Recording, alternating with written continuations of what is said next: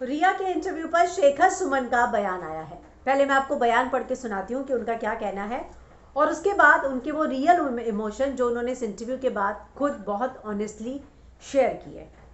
वो लिखते हैं, yesterday Riya portrayed Sushant and his entire family in such a bad light while she tried to come across as a caring, loving, squeaky, clean girlfriend, portraying Sushant as a drug addict, uncaring, insensitive guy, also suggesting that the family is dysfunctional, deplorable. तो वही बात जो मैंने आपको कल रात को बोली थी कि रिया ने जो इंटरव्यू दिया है, मुझे उसने 1 जून से पीछे पड़ गया था कि तुम चली जाओ। उसको इस बात से कोई फ़र्क नहीं पड़ रहा था कि मैं बीमार हूँ, तो मैं बीमार थी इसलिए उसको मेरी ज़रूरत नहीं थी। ये सारे शब्दों को अगर आप जोड़कर देखें उनकी चीज़ों से, उसको बाइपोलर, पैरानोया, ड्रग्स लेता था, ये सारी चीज़ें जो है उन्होंने बताई। और आप अपना पक्ष रखो, उसमें कोई प्रॉब्लम नहीं है। इस बात के लिए मुझे भी लगता है कि आपत्ति किसी को नहीं होनी चाहिए। हर किसी को हक है आगे आकर अपनी बात रखने का। उन्होंने अपनी बात रखी, उसमें कोई बुराई नहीं। लेकिन जैसा कि शेखर सुमन ने कहा, और कल फिल्म विंडो में ने भी एक पूरा पैकेज बनाया था इसी पर, कि पहले आपने पैसे उड़ाए और सुशांत के चले जाने के बाद उनके कैरेक्टर की धज्जियाँ उड़ाई।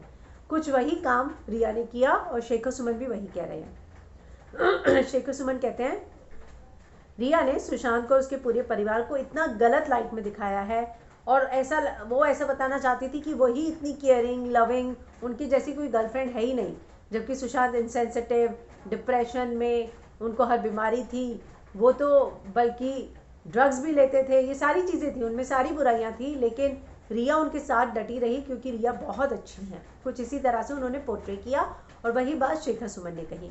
वो फिर लिखते हैं, कल इंटरव्यू देखने के बाद उन्होंने क्या लिखा, I must confess for a moment I was deceived by her performance and fell for her well-rehearsed emotionality. I got swayed by her tears and display of immaculate manicured histrionics. Then suddenly Sushant came into my dreams and told me, don't believe her. तो वही बात हुई कि रिया जो कह रही है, आपको एक समय सुन के लगेगा कि हाँ रिया के साथ बुरा हुआ होगा, देखो रिया तो सब सही बता रही है, देखो रिया के साथ क्या क्या हुआ, और जस्टिस फॉर रिया इस समय सोशल मीडिया पर ट्रेंड भी कर रहा है। लेकिन अगर आप उनकी बातों का अगर एनालिसिस करेंगे तो वही बात निकल कर आएगी जो शेखर सुमन अभी कह रहे हैं, कि आपने अपने खुद को अच्छे दिखाने के चक्कर में सामने वाले को और उसके परिवार को इतनी बैड लाइट में दिखाया है कि वाकई में लगता है आप अच्छे हैं, लेकिन आप अच्छे हैं इसको साबित करने के लिए जब आपको ये बताना पड़े कि सामने वाला बुरा है, तो आपकी अच्छाई का कोई मायने नहीं रहते हैं। कुछ वही बात शेखर सुमन भी इस समय कर रहे हैं कि उन्होंने जो बताया उससे सुशांत और उनके परिवार को जिस लाइट में उन्होंने बताया वो बहुत गलत किया।